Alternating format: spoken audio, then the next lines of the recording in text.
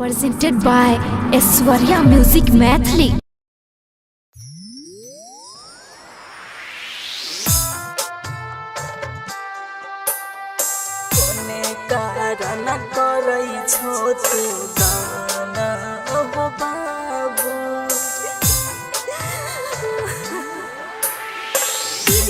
धन से कहियो गाना के बेटी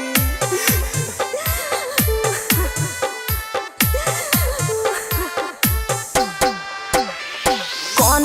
गलती कैलिया बाबू तोहर हम अपमान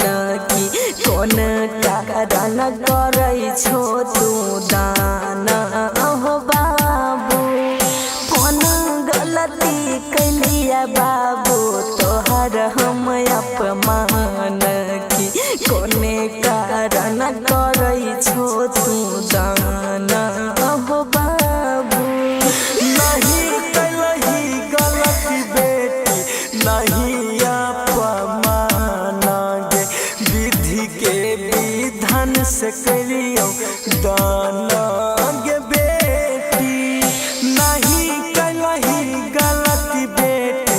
नहीं अपमान गे विधि के विधान से कलियो दाना गे बेटी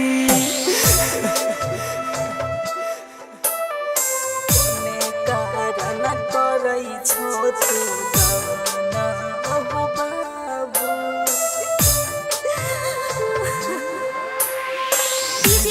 धन से कलियो दाना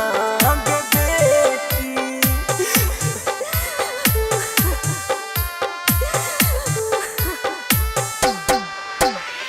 पोसी पालिया हो बाबू कैला हो सियान की अब किया करै छो वीराना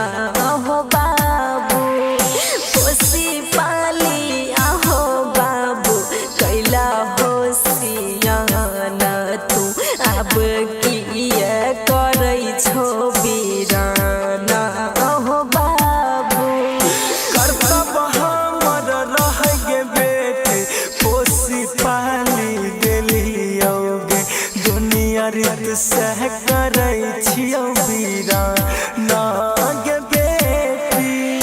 कर्तव्य हमर रह गे बेटी पोसी पाली देलियो गे दुनिया रीत से करै छियो वीराना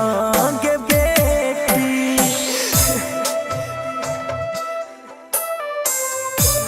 कारण करै छो तू दाना हो बाबू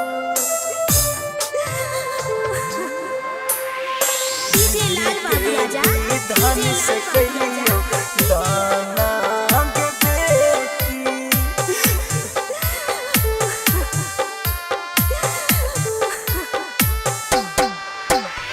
कैसन होइ छै सासुजी कैसन होइ छै ससुरजी कैसन होइ छै गोतानी ननद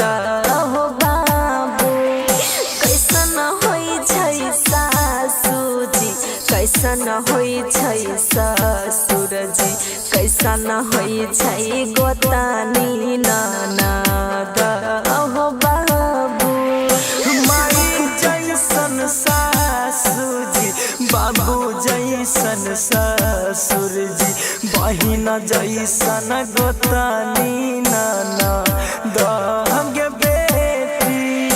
माई जैसन सासुजी बाबू जैसन ससुरजी बहिन जैसन गोतानी ननद गे बेटी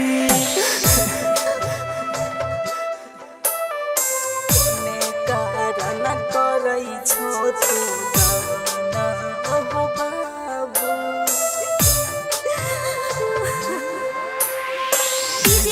धन से कहियो दाना गे बेटी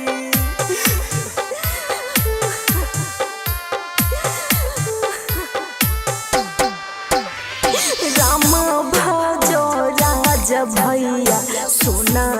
लगता या गाना जब होबे लगता महीनी विदाई हो भैया।